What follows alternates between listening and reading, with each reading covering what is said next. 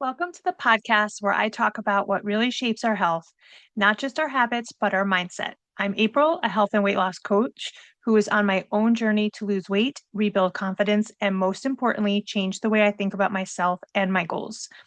Each week, I will talk about the real challenges of weight loss, the ups and the downs, and the powerful roles our thoughts and approach play in transforming our bodies and our lives.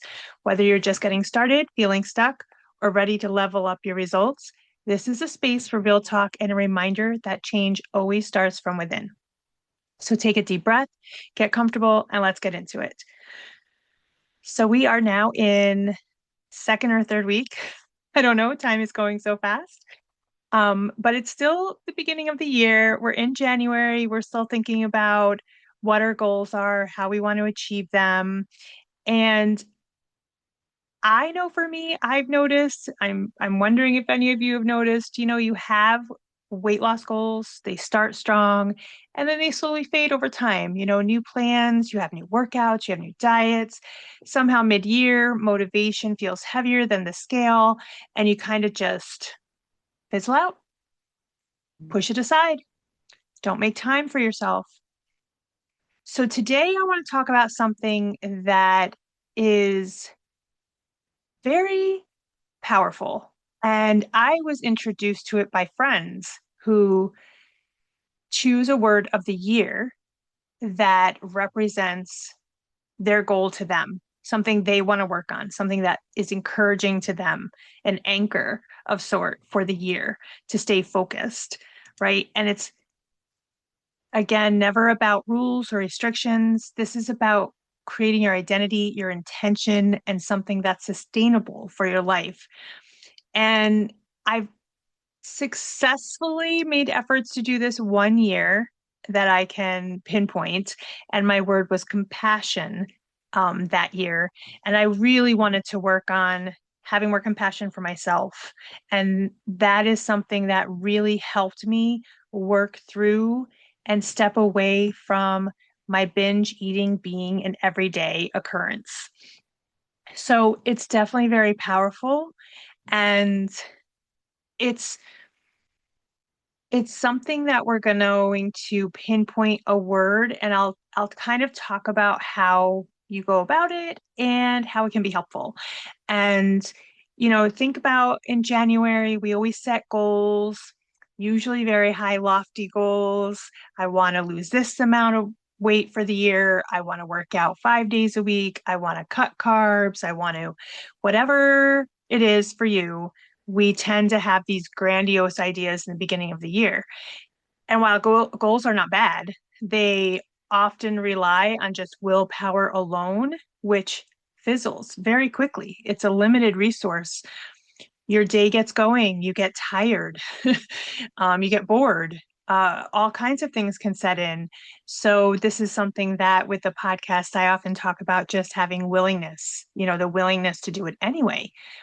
But when you have a word, it can anchor you into what you're focusing on and keep guiding you to things that move you forward in that goal. So the other thing is kind of like, so for me, I wanted it to be the guide for me of what I want to work on. It's not is this allowed, or is this bad, or is this good? It's more of, is this choice going to align with my word? Is this choice going to align with my goal for my year, for myself, of the person I want to work on becoming? So it's, for example, some people, I'll give a couple examples for words to kind of give you an idea of where I'm going with it. So somebody might choose consistency. So this is a word that will remind you of showing up imperfectly, still counts. Even though it's not 100%, if you're showing up and you're doing something that matters, one missed workout doesn't erase the four other that you did that week, if your goal is 5. Or some people might choose nourish to focus on food, that it's not all about guilt. It's about care and how choosing certain foods that will support your body, not make it feel bad, not make you feel tired, the foods that make you feel good and energized. So those are a couple of examples. So my word that I've chosen for this year is ease. So for me, I tend to make things very much black and white in my mind. And I very much judge if I didn't do things just right, or um, I can get caught up in that. So I'm working on making things because I also get overwhelmed easy sometimes. So I'm trying to work on making things easier, not avoiding them, not putting them into my day, but how can I make it easier to achieve the things that I know I want to do? For example, I think I've talked about this last year if you listen to the older podcasts, where I recently started to work on meal planning for the month, just for dinners. Again, that's something if people are interested in, I can talk about how I came to do it, but literally it took me 10 minutes to make a monthly plan because typically for us, Thursday nights are pretty much always the same dinner. Fridays are always the same dinner because we go out for our sushi nights on Fridays. And then there's a few other days, 4 other days of the week to plan a dinner. And when I draw up the monthly plan for dinners, I put it on a erase board. Things can be switched, changed. Again, it's not a strict, but it's a blueprint. It's a start. And you typically know what you eat. I know what's in our freezer. And Kevin, again, is so easy. He doesn't really care. So that's helpful. And so that took something off because every week I was asking him, like, what do you want for dinner? It was this whole discussion. And he was like, I don't care anything. And I would want his input and I would get frustrated and he would get frustrated. And then I thought, you know what? I get it. He's telling me he doesn't care. I need to listen to that. And how can I make this decision easier for me? So I started doing a monthly plan on the whiteboard and it's 10 minutes. And for the rest of the month, I don't have to think about it anymore. It's been amazing.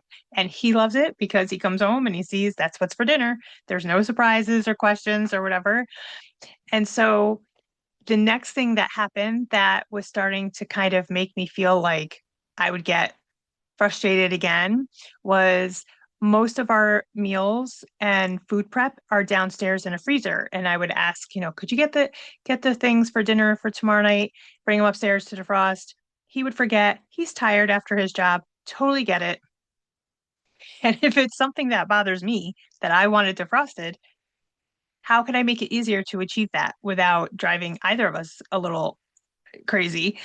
And so we have an upstairs freezer with our, on top of our fridge, like most people do. So I cleaned it out to make sure there was enough room.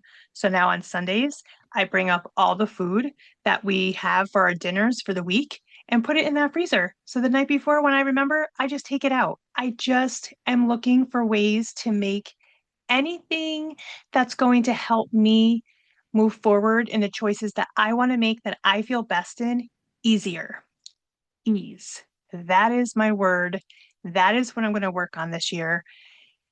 That is going to be my anchor of when I don't feel like working out. Okay, how can I make it easier to achieve that? Absolutely setting my clothes out the night before or the morning of if I'm doing it at night, however it works for me. But getting it set up, picking a part of the day that's the easiest for me, setting a baseline of what would be the minimum thing I would feel good about doing, a 10, 15-minute walk. If nothing else, I can accomplish that. That's easy. So that's my word and that's my focus. So when you're thinking about it, ask yourself, what do I need more of this year? For me, I need more ease in my things that are important to me. So another thing that I did to help me and support me is there's a book that I have had on my Audible for a couple of years now. Atomic Habits. I think it's James Clear. Forgive me if that's not the right author, but it's talked about a lot in circles with life coaching and goal setting. And so one day on my Facebook page, this coach website ad popped up, and it was a virtual book club for the book. And I think it was like $27 or something. And it was reading the book over a course of 2 to 3 months. And you meet for a book club Zoom thing every other week about it. And I thought that will help me do this. That will make it easier for me, knowing that I'll interact with people because I really enjoy that, and discussing it and hearing their thoughts. So that would make it easier for me to have a group support of a similar goal. So ask yourself that question. What do I need more of this year? What quality would make this journey feel more supportive, not stressful? When we are looking to lose weight and have a healthier lifestyle, we want it to be easy, supported, not stressful. Because if you make it or it feels stressful and alone, you're more likely to bow out sooner, right? And this is a long-term thing. This is the life you're creating forever, and for every day that you hear. So asking yourself too, how do I want to feel in my body and my mind? Again, what I want to feel less stressed about the little decisions that come into my day that I tend to get overworked about for some reason. So those three questions, again, what do I need more of this year? What quality would make this journey feel supportive and not stressful? How do I want to feel in my body and my mind? You want your word to feel empowering and supporting and personal to you. What will make a difference for you? No wrong word, only one that's going to connect for you. You can share it with somebody, keep it to yourself. It does not matter. But bringing your word to life is helpful. So if you don't want to share it, that's okay. Think about writing it in a journal, putting it on your screensaver on your phone. Reflect on it each day. When I did compassion for the year, I thought about it. How can I be more compassionate to myself in this situation? How can I be more compassionate to this other person who I'm not understanding in the moment for some reason? Um, so let it guide you, right? Because progress is never about perfection, it's about alignment. So you want to keep asking yourself, how does this choice help me? How does this word support me? And we want to always remember weight loss is not just a physical journey. This is emotional, it's mental, it's very personal to us, each and every one of us who are on this journey. And it doesn't have to necessarily be weight loss, it could be any goal you have. It's a goal you have because it means something to you. So it's very personal, and there are emotional attachments to when it's personal. So think of a word, and if there's any questions that you have, reach out to my email or a friend, find somebody else who might want to do it with you. Um, and then you can always ask, what do I want to become? I personally want to become somebody who doesn't get anxious over little things or overly worked up over little things. And making things easier in my life is going to keep me in more peace. So that's my word again, is ease. And so please, I really invite you to think about a word for your year and how that could support you, and how you can work that into your journey as another tool that will keep moving you forward. And as always, thank you so much for being here. Thank you for listening and supporting the podcast. And if this episode was helpful, please share it with someone who you think would benefit from it. Like it, move it forward, keep the discussion going. And if you have any questions or a topic that you'd like to be discussed, my email is coachapril@wakeupwilling.com. And as always, please remember to wake up willing to do something that feels good to you. Have a great week. Bye.